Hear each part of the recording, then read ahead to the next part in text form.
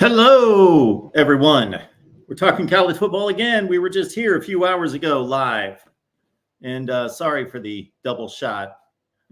We will take care of that in just a minute. Don't want to spook you any longer. I don't know that I can smile that big anymore. Okay. Appreciate you being here at the Voice of College Football. The AP poll was released today, the coaches poll about a week ago.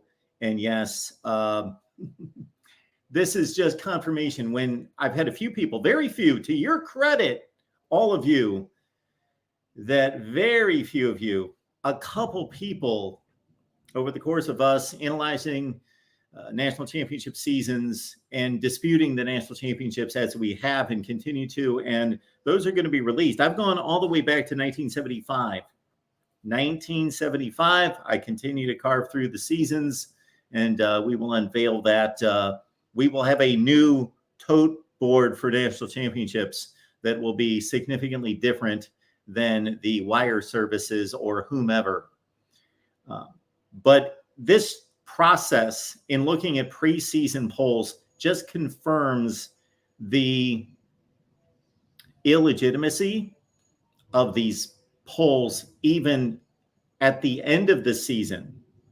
And we are proud to be announcing in the next few weeks a project here at the Voice of College Football that you all can take part in.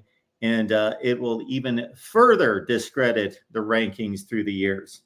So we are happy to be nearing the end of a 2 or 3 year project that has taken much longer than we anticipated. But we are happy to, again, be announcing here very soon here at the Voice of College Football. So anyway, we will get to the, let's get to the AP poll that was released today.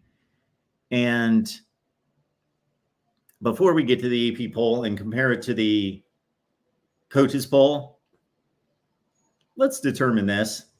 I guarantee it. It only makes sense that if you independently went out and you talked to every AP writer and independently talked to every coach, or understand me, in parentheses, sports information directors, because they filled out most of the coaches poll for the coaches. If you talk to them independently, and if you shut them off from social media and any media since the end of last season, and you simply allowed them to take in information, meaning transfer portal additions and losses, recruiting, everything that's happened, coaching changes, coordinator and assistant hires and firings, all of that. If they could just take in just the information and not be swayed by people's opinion, and then you independently took in their votes,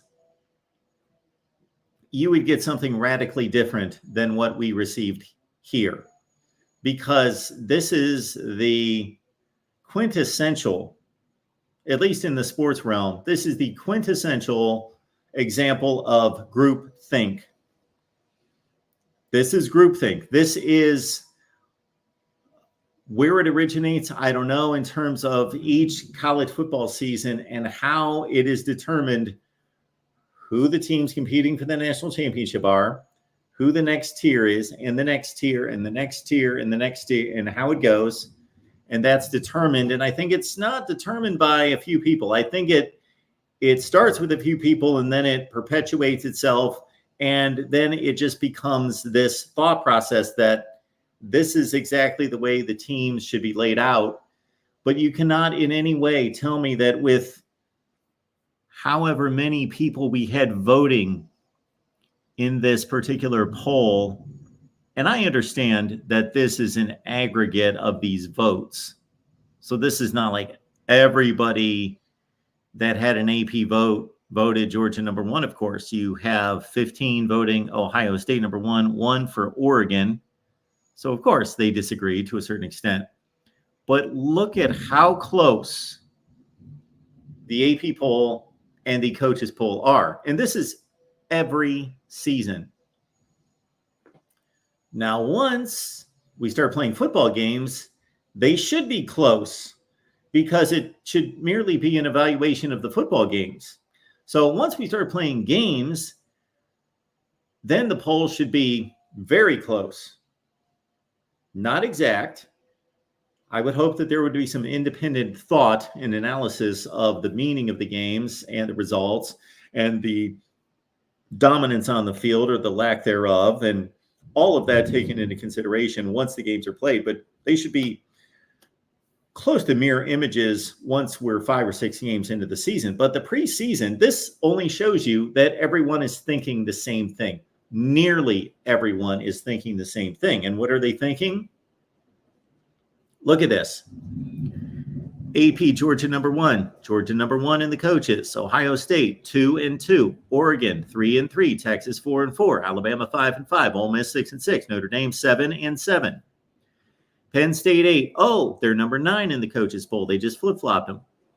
The AP writers like Penn State a little bit more than Michigan, and the coaches like Michigan a little bit better. And maybe that's that one first place vote that nudged Michigan ahead of Penn State in the coaches poll. Possibly. And then after that, Florida State's at 10. Missouri 11. Utah's at 12-13. No, LSU's at 13-12. Clemson 14. Tennessee 15. Oklahoma 16.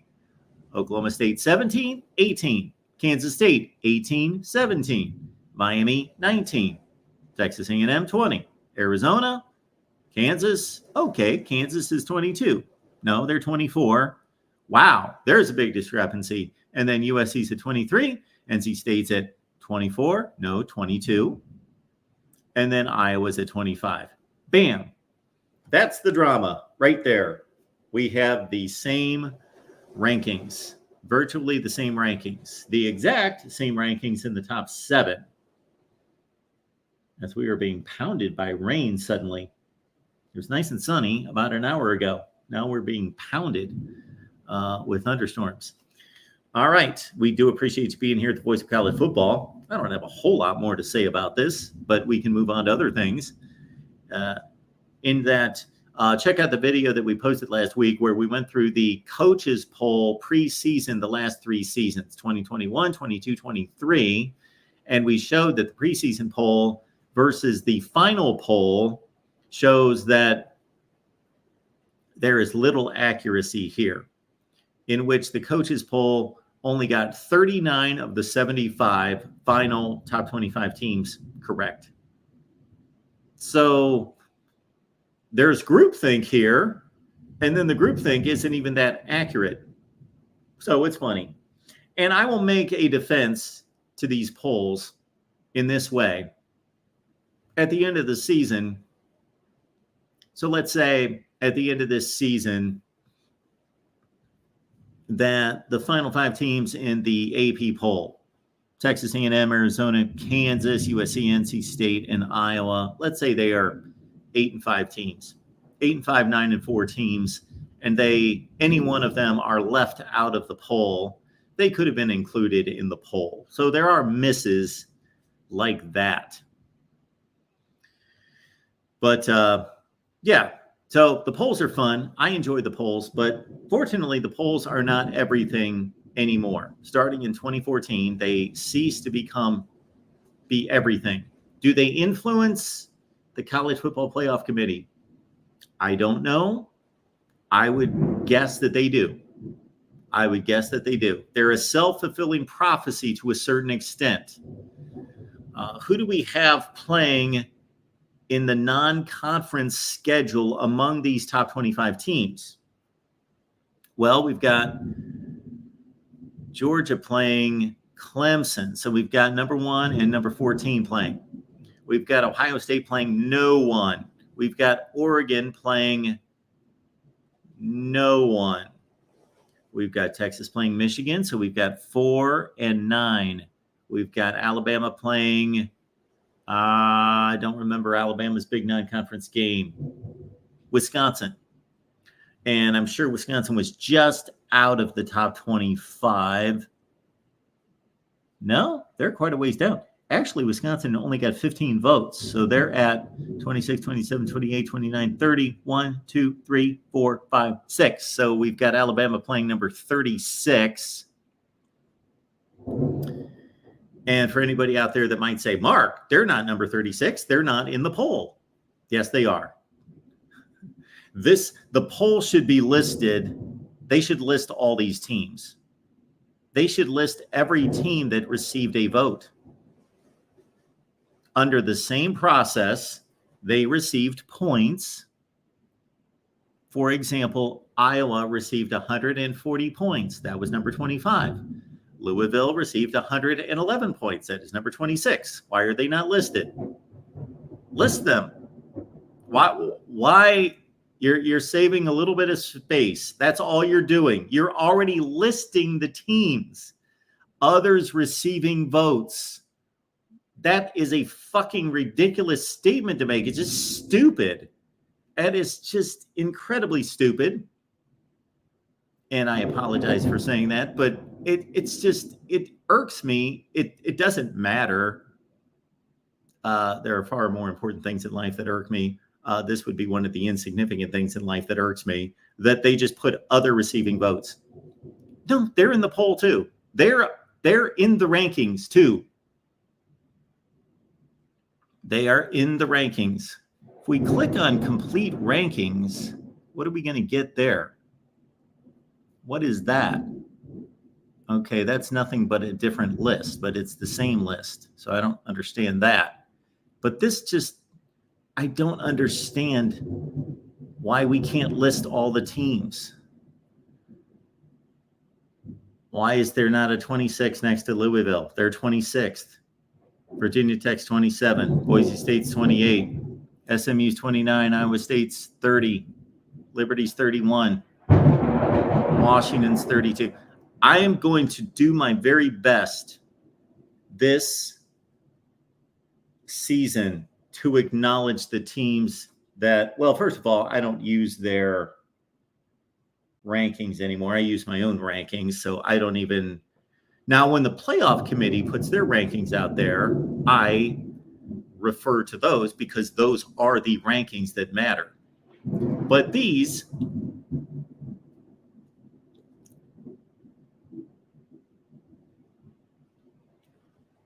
where did we leave off? Iowa State's at 30. Liberty's 31. Washington's 32. West Virginia's 33. Memphis is 34. Nebraska 35. Wisconsin 36. I think there's a tie there. UTSA is 37, Tulane 38, Appalachian State 39, Kentucky's 40, Auburn's 41, and Colorado's number 42. They're number 42 in the country right now. That's no different than Clemson being 14. It's the same exact process. That's what that is. Oh, my goodness. All right. So, again, I've got little to say because it's just a groupthink process. It's a groupthink process. We've all been fed the same opinions, and I guard myself against those opinions. So I don't know what really anybody thinks about anyone during the off season other than our conversations here. I know more about what you guys think of teams during the off season than I do anybody else outside of Phil Steele reading his magazine. Other than that, I really don't know what anybody thinks of these teams going into this season or any season, because that's not how I approach it. I have my opinion, and I don't much care about anybody else's, not because they don't have a valid opinion. It's because I don't want to have my take on football to be marred by other people's opinion. Plus, it just doesn't interest me. That's the majority of it. All right. So if you want to call in and talk about the AP poll, the coaches poll, and all of that that I just cited, you can certainly do that. We've left the link in the chat. Keep in mind, we got a Texas show coming up at 7 p.m. Eastern. We got USC at 10 Eastern. Chris Gates Fitness, you see that on the banner below. Chris Gates Fitness has his training camp program. Please grab the link in the description section of the video. And we talked about Deion Sanders this morning. I've talked enough Deion Sanders for the last few days to hold me until opening day at least.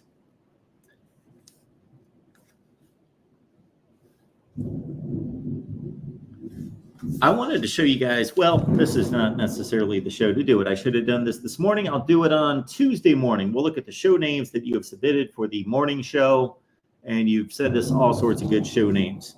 So we will run those down. We got about 50 or 60 show names, and there is one in particular that's in the lead.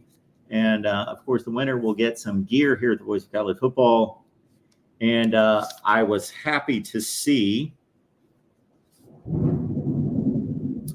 that our social media department here at the Voice of College Football, which is becoming less and less me and more some others, which is a good thing, that we celebrated 12 days. Oh, I guess we're doing this with multiple players now. We are celebrating 12 days to the college football season. So that is a week from Saturday that we will be playing college football in Ireland with Georgia Tech and Florida State. And, of course, Andrew Luck is number 12. Now, I came up with a decent trivia question coming off of the number 12 that was submitted earlier today on our site. There we go. There's Roger the Dodger, one of the great athletes in the history of the United States, actually. You want to look at it that way. There he is. There's Roger Staubach, number 12, commemorating 12 days to college football season. So my question for you is, I saw this post and I thought, okay, he is in rarefied air here. Heisman Trophy winner, Super Bowl champion, Super Bowl MVP. That really narrows it down. Pro Football Hall of Famer, College Football Hall of Famer. I could only think of, and I verified this in going through the Super Bowl MVPs, there is only one other player. This is a category of two. Anybody out there can get the other player who holds those distinctions. Super Bowl winner, Super Bowl MVP, Pro Football Hall of Famer, Heisman Trophy winner, College Football Hall of Famer.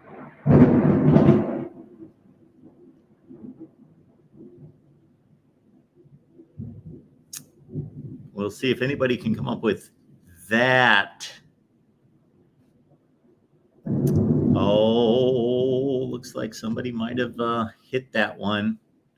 Looks like somebody might have hit that, so that's pretty impressive. College Football Guy is asking if we're doing a 24-hour stream. So that's the intent. However, that's going to depend on everybody's support. So we need to have a certain amount of support here to keep it going, because I don't want to be here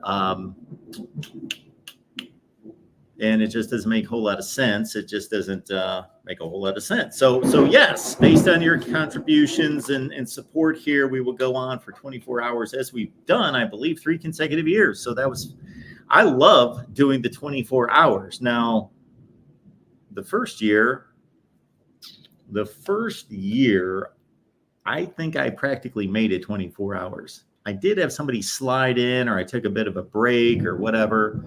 And then I was smart enough, at least the last 3 seasons, to get some help and to relieve me for about 4 or 5 hours at various times. So I only did about 19 or 20 hours the last few seasons. So we plan on doing that again based on your support. So I think our deal is going to be, we're going to go live at 5 in the morning on Thursday, opening night kickoff.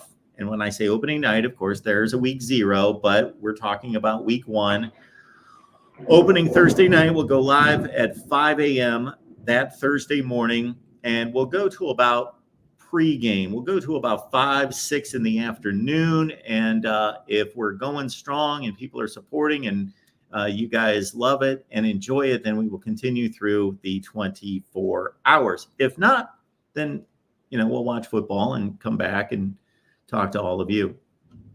So that's the plan. I hope that answers the question. No, Desmond Howard is not in the Pro Football Hall of Fame, but he hits all the rest of them, correct? Yes. Won the Super Bowl MVP. Yeah. Yes, but Tony Dorsett never won a Super Bowl MVP. And it appears as though we have a winner.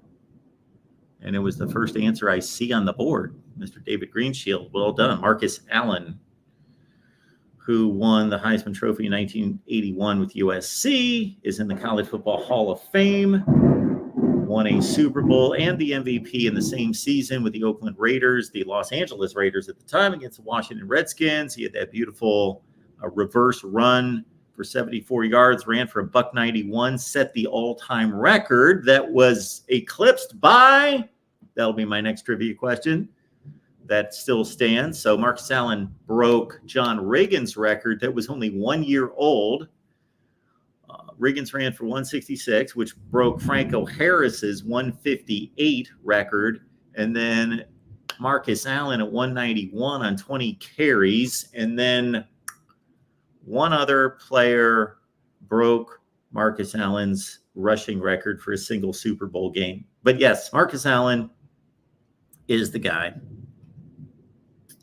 Now, if you want to add military service, then that would put Mr. Roger Staubach in a class all by himself.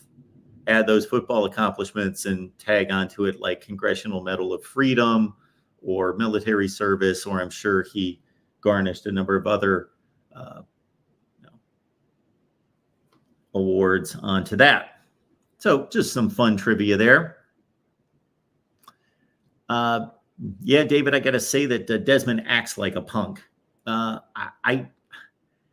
It's hard for me to recall a national college football pundit who has stuck and not stuck. He's pretty much slammed and twisted his foot in his mouth as many times as Desmond Howard. It's really embarrassing how poorly he has taken his job. He has kind of made an embarrassment out of his job. It's pretty pathetic. All right, we've got Mark coming in here with the correct answer. The lowly heralded Timmy Smith, Washington Redskins against the Denver Broncos, ran for what was the number? It was over 200 yards. I used to know the number, 211, something like that. I forget the number, but yeah, he broke the Super Bowl rushing record in 1988. That was the 10-0 Broncos lead, and then Doug Williams went crazy. So it's crazy that Doug Williams threw 5 touchdown passes, but Timmy Smith broke the rushing record. So they just exploded on offense.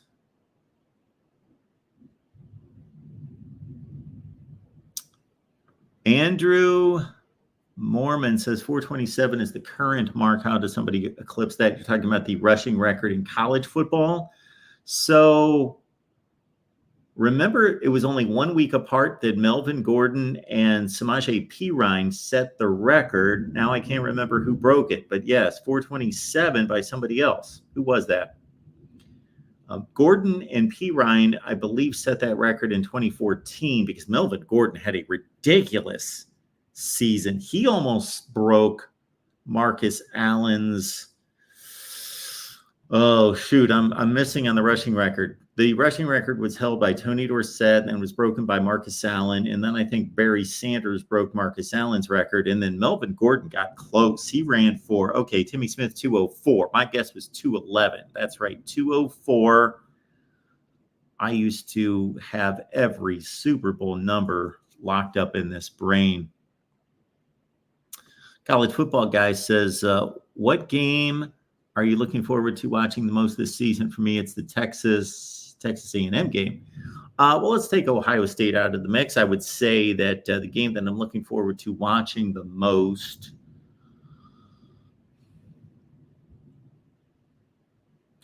I am looking forward from a setting standpoint to watch the setting. I am looking forward to seeing Alabama travel north and play in Camp Randall Stadium. It's just a game that we haven't seen. We haven't seen Alabama play it in a Big Ten stadium.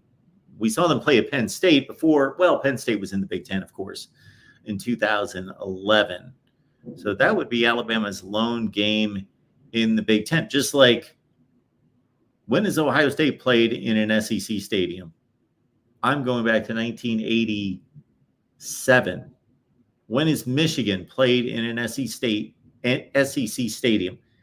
This is what's wrong, drastically wrong. Well, there's a zillion things now that's wrong with this sport. This sport is a mess. But that's been a problem for a long time.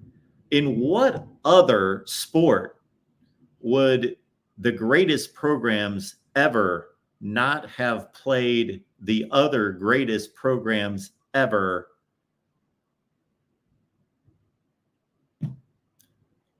I cannot remember when Michigan played in an SEC stadium. Ohio State played at LSU in 1987. 87. That was forever ago. I was just a kid. So, fun little trivia exercise there. Also, we had this come up.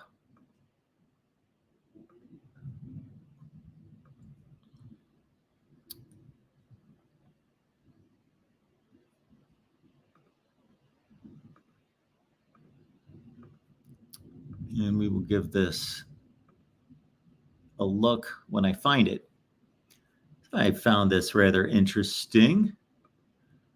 So we did not talk about this, I do not believe. No, we did not talk about this. It was on my to-do list here at some point to get to this. So this was released by, I want to give credit where credit is due, College Football Report.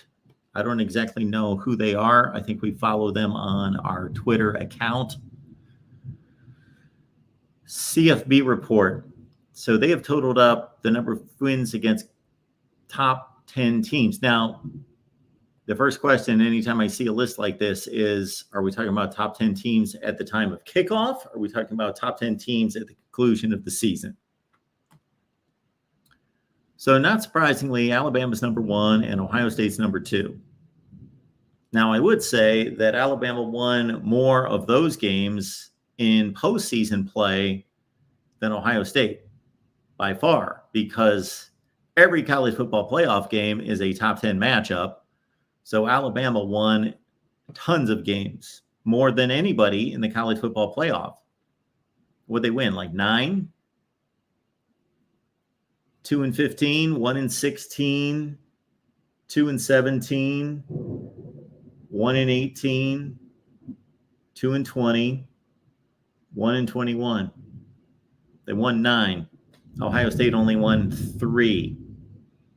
So final count there. And again, I don't know if this is at time of kickoff. Alabama 23, Ohio State 22, Georgia 20, LSU 17. And 7 or 8 of those, I might be exaggerating, but not by much. Maybe 6-7 in 2019 for LSU. And they beat a top 10 UCF team the year before in the Peach Bowl. I think they were in the top 10. Maybe not. So Joe Burrow's responsible for quite a few of those. Clemson at 14, that's not surprising. They've won the second most college football playoff games. 1-15, 2-16, 2-18, 1-19. They've won 6. Then you got Oregon. Then you got Michigan. Michigan's got 9. And, of course, they won how many last year? They beat Ohio State. They beat Penn State. They beat Alabama, Washington. There's 4 last year.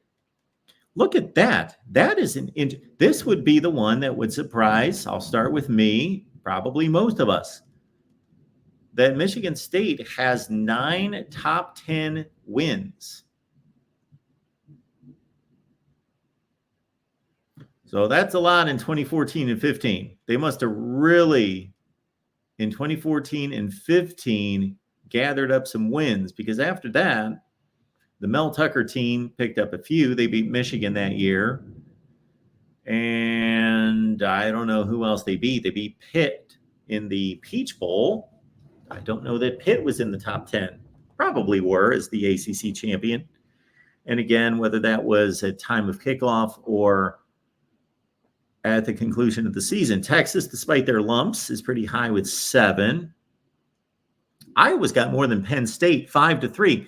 Penn State has the same number of top 10 wins as Purdue. You could win a bar bet on that one. Penn State and Purdue have the same number of top 10 wins. Wisconsin's got 7. Stanford has 7. Of course, they were really good. 2014, 15. The Christian McCaffrey team won the Rose Bowl. Where is USC on this list? Where is USC on this list?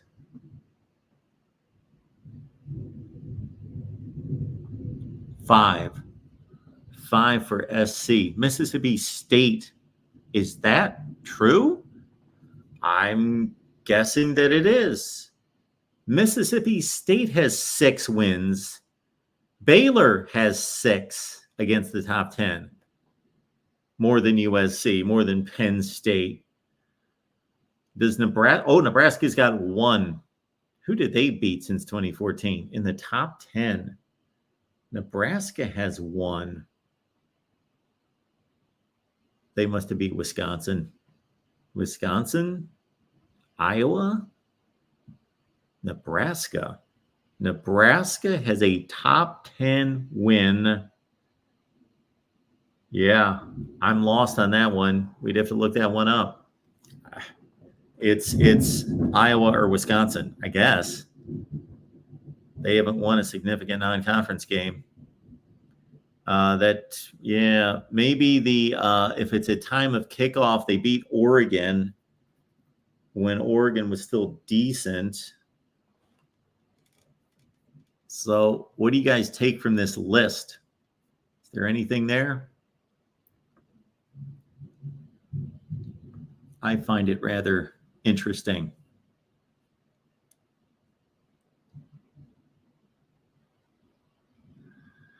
Dave, is that correct? Is that Michigan's last trip to a SEC stadium? 1922 against Vandy? Yeah, this sport is just, that's an embarrassment. That's pathetic.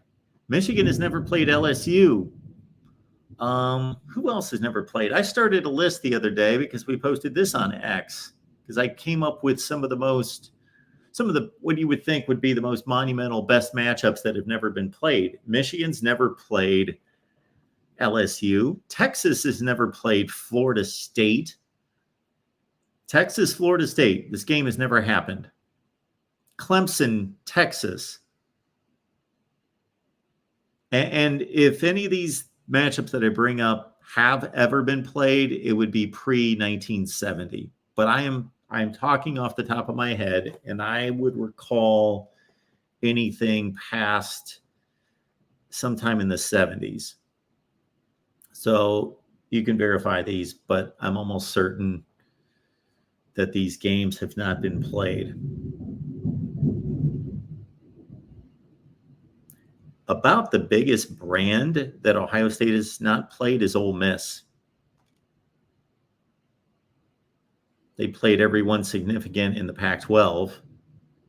USC, UCLA, Washington State, Cal, Stanford. They played everyone. Oregon State, Colorado, Utah, Arizona State. Ohio State's played everyone in the former Pac-12. In the Big 12, did they miss anyone? They played Kansas State. They played Oklahoma State. They played Texas, of course, just left, in Oklahoma multiple times. Baylor, Texas Tech, Ohio State, and Kansas. Ole Miss was the biggest brand that I could come up with that Ohio State has not played. Of course, they played Miami several times, Florida State, Clemson, Virginia Tech, Ohio State, and North Carolina. That game has not been played on the football field. Well, it was during Woody Hayes' time. They played, R.G. Griffin's first Was it Archie Griffin's first 100-yard game, or was it the game that he broke the single game rushing record? Was against North Carolina in like 72. So that game has been played. Penn State has matched up against the SEC in a lot of bowl games. So they've played Alabama a few times, Auburn a few times.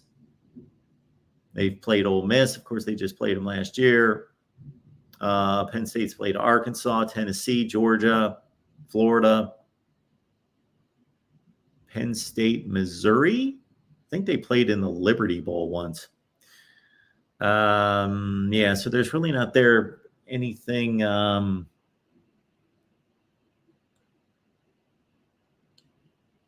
Anyone significant that Alabama's not played? Oh, I came up with this one. Alabama and Oregon. They've never played. That game should be played. Alabama and Oregon. I don't know the USC and Miami. I don't believe that they've ever played. Again, not while the two schools have been significant. USC did play a home and home against Florida State sometime in the early 2000s.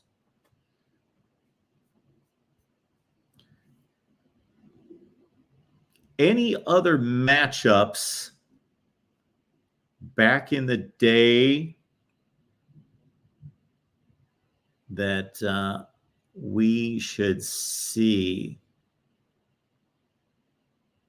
George doesn't think that Oregon wants any part of Alabama. Okay, I don't really understand that. Lisa says Bama had not played Ohio State at Ohio State, and I hope they don't back out of the future games that are scheduled. Well, I don't know who would back out. It could be Ohio State, could be Alabama. We don't know. Neither one of them have played in the other stadium, so Ohio State's not played at Alabama either. They've played in playoff and bowl games. And one neutral site game to kick off 1986.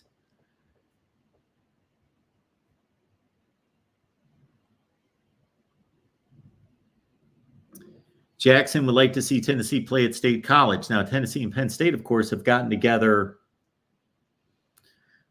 in a Citrus Bowl in 1993 or 4, 1993.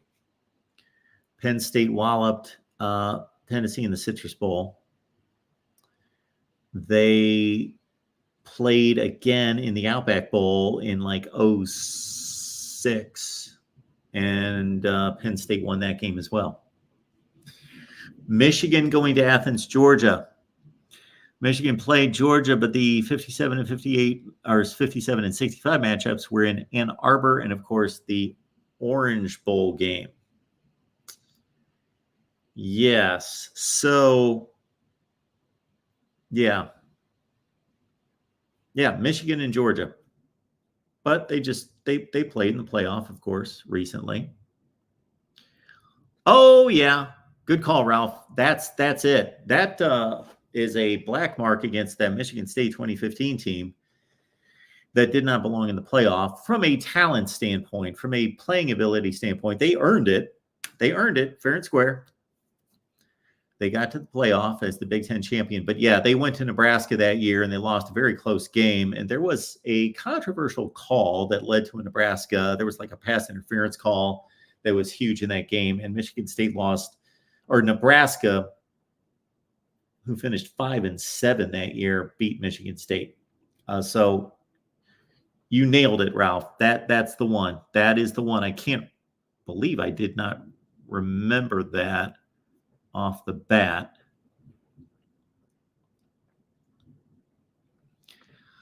Andrew says, when USC is tied with Iowa, you know that they're just awful. I think Iowa takes way too much ridicule. I understand their games are ugly and their offense is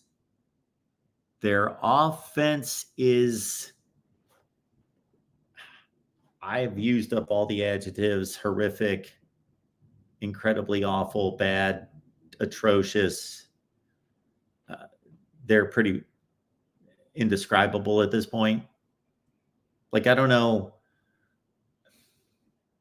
somebody said this to me on the Iowa show a couple weeks ago. Somebody wrote into one of the comments, or somebody actually called, I think, one of our shows and made the statement, Mark, do you think if you ran the Iowa offense last year, they could have scored more points and gained more yardage, been more successful? And I said, you know what, that sounds ridiculous, but they've had games in the Big Ten where they were totaling 100 yards of total offense, 140 yards of total offense. They have adequate athletes. They have really a good running back room, and of course, elite tight end play, still do with Luke Lachey, and their backups are really good. That while Cade McNamara was still on the field, you could practically just run off tackle right, left, and then throw a play action pass or some kind of bootleg to the tight end and just do that over and over and over and over and over and produce more yardage than Iowa. So, yeah, Iowa has become this odd butt of jokes because their record's good, but they get made fun of more than like really awful teams. Okay, LFG is clearing this up for me. Okay, so that was the Samaj P. Ryan at 427. For some reason, I thought, so Melvin Gordon set the record against Nebraska, and then P. Ryan broke it against Kansas.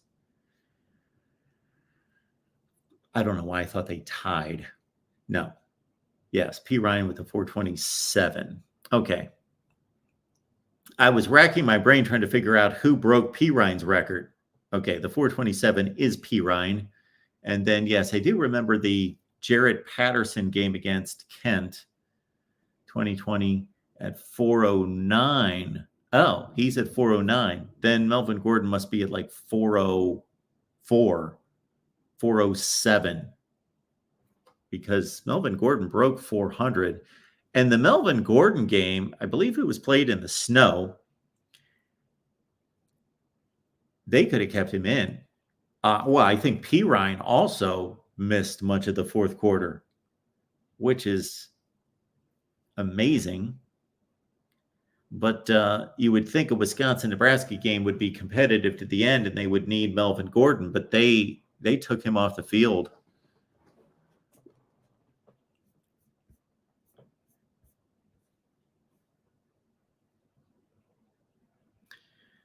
Tim Biakabatuka, well, I would think that he's well down the list, but of course he had that remarkable game against Ohio State in 1995.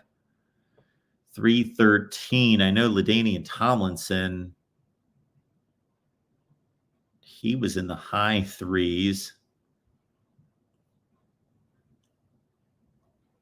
Yes, sports fan, we covered that ground with Melvin Gordon and his record being surpassed the next week. Lisa, Ole Miss, Ohio State. Now, I do not believe that game's ever been played. And if it was way before my time. But Ohio State has played everybody else, at least during my lifetime in the SEC, except Vandy. Yeah, that would be the only team that I can think of. Vandy played at Michigan. Yeah, go to Wikipedia and look up Ohio State and Ole Miss. I don't think you're going to come up with a game. So, again, there we got the top 10 wins. And again, no big surprise at the top. What stands out to me is Michigan State at 9, with as many as Michigan, more than Oklahoma. Oklahoma State and TCU hanging with Oklahoma. And, of course, TCU, sure, they had the remarkable Max Duggan season, but they only had so many top 10 wins that year, probably 3. One in the Big – I don't even know if Kansas State was ranked in the Big 12 when they lost that game in the Big 12 championship game. So they beat Michigan and maybe had 2 other, possibly. So that's a good run by TCU. They racked up a bunch of those in 2014 and 15. So that comes to mind. Again, Stanford, of course, as good as they were at the beginning of the CFP era. Ole Miss, 2 of those for Ole Miss were upsets of Alabama in 2014 and 15. And then, of course, they just beat Penn State in the Peach Bowl. The Mississippi State number surprises me. The Baylor number surprises me a bit. And Notre Dame's only won 4. Notre Dame has been good that entire time except for one season, 2016, and still they're not beating top 10 teams. 4 top 10 teams that Notre Dame beat. Probably Michigan, maybe in there, maybe not. One of these wins against LSU in a bowl game, maybe.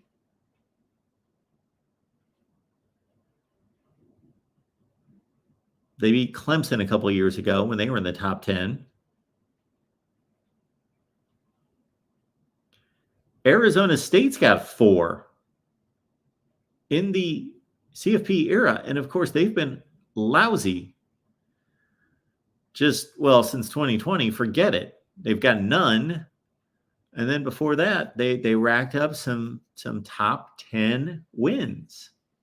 They beat Oregon. They derailed Oregon's playoff chances in 2019 at home. And Todd Graham had a good team in 2014. There we see South Carolina with 4, more than Penn State. And again, Purdue and Penn State tied. Georgia Tech's there. They went to the Orange Bowl in 2014, beat Mississippi State, who must have been ranked in the top 10 that year. Virginia Tech. Syracuse has won. That's the upset of Clemson in 2017. There's got to be some odd teams with 1. Not really. All pretty standard teams. You would think Miami has won 1 game against the top 10 team since 2017. That must be the Notre Dame win at Hard Rock in 2017. Louisville has 3. Arkansas has 3. And they haven't even been that good. That's the Brett Bielema era, followed by Sam Pittman. And then you got all the zeros there. UCLA hasn't done it. UCLA is probably the most successful program all time that is at 0. And the most successful during this time frame is probably Wake. Virginia's got 1. Virginia, that would be tough to find that one. Virginia has 1. Duke has 1.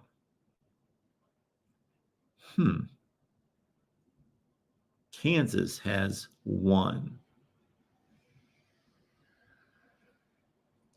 Indiana has 1. Well, of course, they had 2 good seasons under Tom Allen. That's probably where that showed up.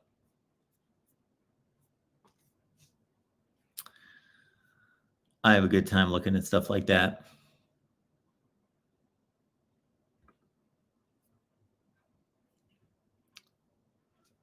Lisa, what Power 5 teams has Ohio State not played?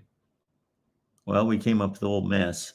I don't believe they've ever played Mississippi State. I don't know that they played Vandy. And again, my recollection of these games before the 70s is sketchy. Ohio State, Georgia Tech, is that game been played? They haven't played, again, in my lifetime. Now, Ohio State played Duke in the 80s, 1981. I cited the North Carolina game. They played Virginia Tech home and home. Of course, Clemson, Florida State, Miami, Syracuse. They played in a bowl game in 91. They played them at the Dome in 92. They also played them in 1979. A few other times. They've played Syracuse. They played Boston College a few times that I remember. Robert Smith had a big game against Boston College in 1990. Played Texas Tech in 90. They also played them in the first Maurice Claret game. I can't think of anybody in the Big 12. Maybe Kansas. Ohio State, Kansas, I don't believe has been played. I think they played everyone else. I remember them playing Houston back in 1994. They clubbed them by quite a bit. 52-0 comes to mind. Anybody else in the Big 12 they've not played besides Kansas? They played BYU in 3 bowl games. And, of course, they played Cincinnati. UCF, Ohio State UCF. That game has never happened. No, yeah, it did. 2012 they played UCF. They played UCF in 2012. So we got Ole Miss, Mississippi State, probably Vandy, Kansas, probably Georgia Tech. Played everyone in the old Pac-12. So that we might be down to 4 or 5 for the Buckeyes. I think I picked up everyone in the ACC, although they have played, of course, Stanford and Cal. I don't believe Ohio State has played SMU. Yes, they did. They have played them in the last 5 years, 6-7 years, 2016, somewhere in that range. They played, did they not play SMU? Or am I thinking of Tulsa? That might be Tulsa. Maybe, Oh, they actually tied. Ohio State tied a game against SMU in 1978.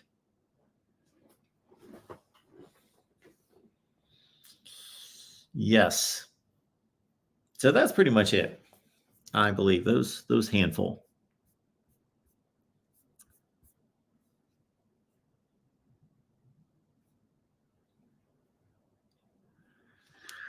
All right, folks, I'm pretty much here because I don't feel like working. That's basically the reason I'm here. Do not feel like working, but I guess we got to pay the light bill, and we've got to figure some things out. So we appreciate you being here at the Voice of College Football. That's our rundown of the AP poll release. And again, we'll be here bright and early at 10 a.m. Eastern time with all of you. We'll go through show names, and we will definitely do that and hopefully have some good guests. I believe we've got 2 excellent guests lined up for Tuesday's show, 10 a.m. Eastern time.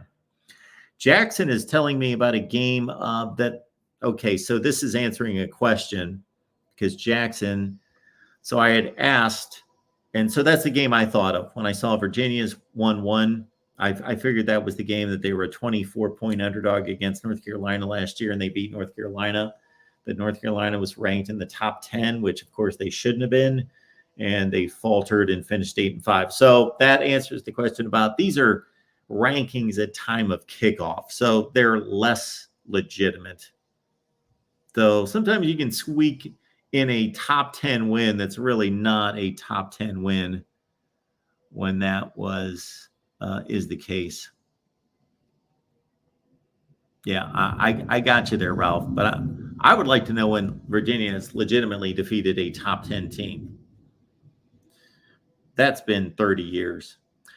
All right, folks, appreciate you being here at the Voice of College Football. We've got Texas Live at 7. We've got USC Live at 10 Eastern. We will see you then.